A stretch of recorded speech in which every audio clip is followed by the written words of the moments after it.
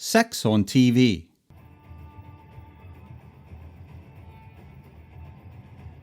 Violence on TV. Racism on TV. You Japs, you Chinamen, you Crouch and you Heaves, and you're even fans. With today's sex and violence on television, decades-old restrictions now look ridiculous. When did TV decide to regulate those things, and how did they decide what to censor and what not to censor?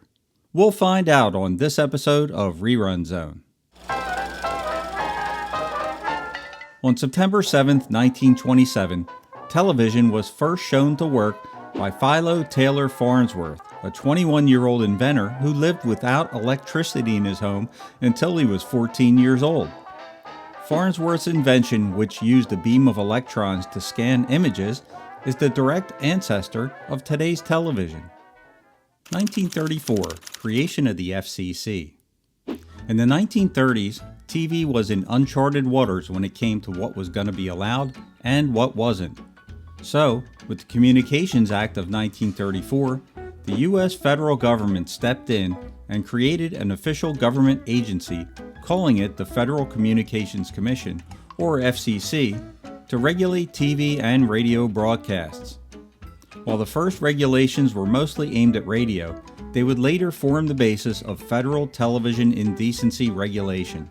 The argument establishing the FCC was that the airwaves used by radio broadcasters were public, but the government had paid for the building of the infrastructure that radio and TV needed, so the government thought that it had the right and the power to control the airwaves. The Bureau's original goal was not to censor content, but to ensure that the airwaves were being used for the public good. 1949, the Fairness Doctrine is introduced by the FCC. The Fairness Doctrine is one doctrine that the FCC is definitely not enforcing in today's world. Originally, it was meant to regulate the news, stating that if radio and TV were to use public airwaves, the news broadcast had to present more than one side of a story.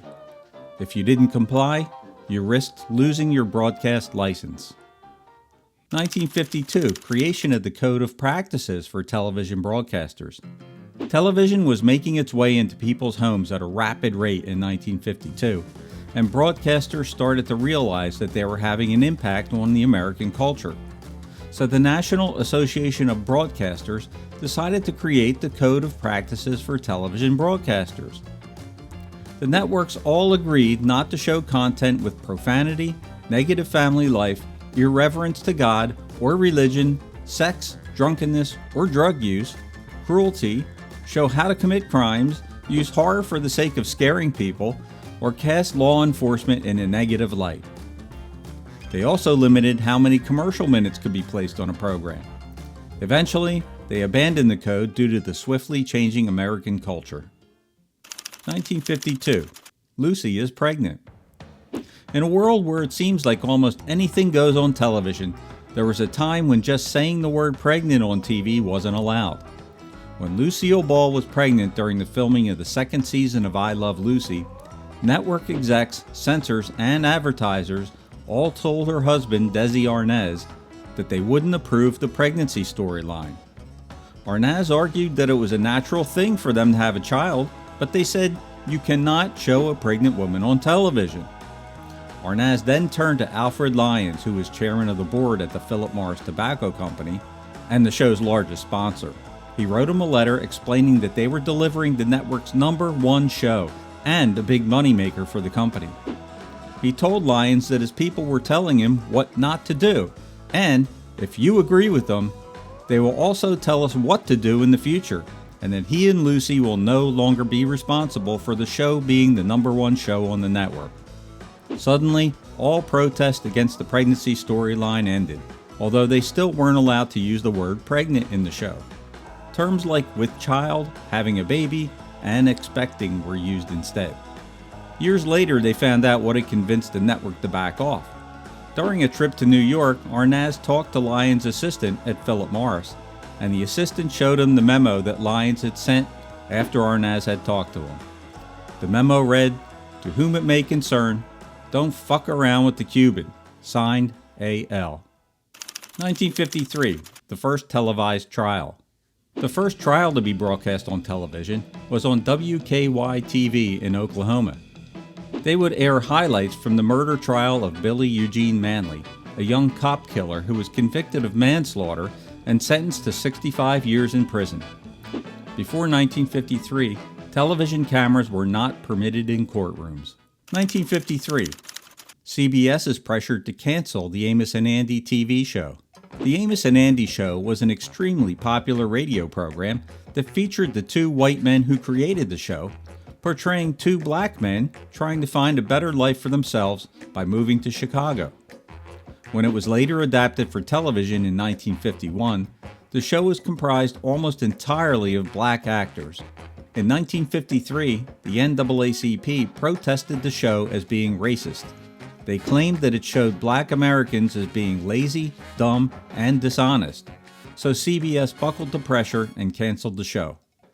1956, Elvis Pelvis not shown. Elvis Presley appeared on The Ed Sullivan Show 3 times beginning in September 1956, and, contrary to popular belief, his hip gyrations weren't restricted in his first 2 appearances. Although tamed by today's standards, Ed Sullivan and the CBS censors still decided to cut off his lower torso and shoot him from the waist up during his 3rd appearance in January of 1957. Elvis' first appearance on The Ed Sullivan Show was viewed by 60 million people, or about 80% of America's TV owners at the time. 1959, Advertisers rewrite history. In an episode of Playhouse 90 called Judgment at Nuremberg, which is a reenactment of the Nazi trials, all references to gas chambers were taken out. That was done because the show's sponsor, the American Gas Association, was just a little bit sensitive to the subject. 1964 to 1966, navels are banned from network TV. Mary Ann from Gilligan's Island, Jeannie from I Dream of Jeannie, and Gidget are all forbidden from exposing their navels on television. In a 1966 episode of Star Trek, actress Mariette Hartley undergoes the same treatment, but in 1973 the show's director Gene Roddenberry had his revenge. He recast Ms. Hartley in the pilot for his new program Genesis 2 and gave her 2 belly buttons. 1967, the Smothers Brothers Comedy Hour. The Smothers Brothers Comedy Hour was one of the most controversial shows in television history. The show was broadcast on CBS from 1967 to 1969 and featured the Smothers Brothers, a successful musical comedy duo that combined stand-up comedy with folk song parodies. Their show was an instant hit, and it rapidly became the only place on television that was aware of the teenage anti-establishment culture.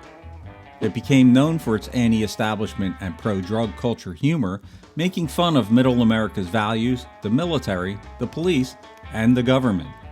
As it grew in popularity, Tom Smothers wanted to use the show to deliver a message about current events, especially the Vietnam War. Tom said, "There's no use in being on television at this point in time with what's going on in this country and not reflecting what's going on." Although tamed by today's standards, CBS executives didn't think the program was in good taste, so they started to censor and edit the show's material. CBS abruptly canceled the Smothers Brothers Comedy Hour in 1969, saying it was because of a contract violation that was totally unrelated to the show. The Smothers Brothers sued CBS for breaking their contract, and CBS lost the case. 1971, All in the Family. CBS created a very unique disclaimer to air before the debut episode of All in the Family, noting that the show seeks to cast a humorous spotlight on our frailties, prejudices, and concerns. We hope that by making them a source of humor, we can demonstrate how ridiculous they are in a mature way. Actor Rob Reiner, who played Archie Bunker's son-in-law Mike, said the disclaimer was ludicrous to the actors because they're putting the program on the air while also attempting to distance themselves from the show at the same time. Subjects like racism, homosexuality, rape, religion, and abortion were all covered. But while All in the Family wasn't censored at the time, many stations edited the episodes when the show later went into syndication. The CBS censors did have star Carroll O'Connor overdub one of his lines in the episode The Draft Dodger. When he's talking about the Vietnam War and he says, I don't want to talk about the goddamn war no more, and had him change it to that rotten damn war no more. 1977, Roots. In the 1970s, television was much more progressive than it is today.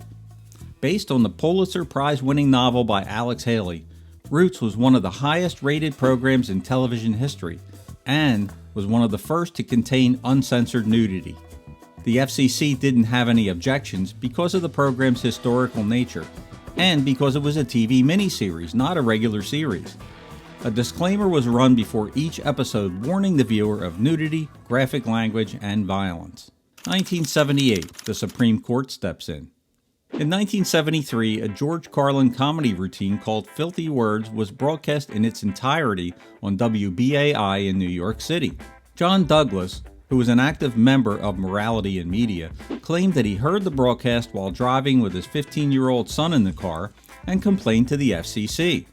This resulted in a landmark case in 1978 where the Supreme Court ruled that the FCC has the power to censor content that it deems indecent, at least as it pertained to this case. They also created a safe harbor provision allowing broadcasters the right to broadcast indecent material between 10 p.m. and 6 a.m. 1987, the Fairness Doctrine is repealed.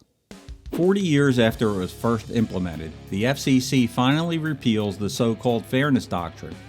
Newscasts are now no longer required to present a fair and balanced news broadcast, opening the door for a biased news media pushing their own agenda. 1993, NYPD Blue. NYPD Blue, which was hugely successful, running for 12 seasons and 261 episodes, was praised for its gritty portrayal of its characters' professional and personal lives. The show was very controversial in its depiction of alcoholism and nudity on a primetime TV show. It was shot on film and was one of the first to be framed in a 16:9 ratio for HD from the very first episode, even though it was not broadcast in HD until its 9th season.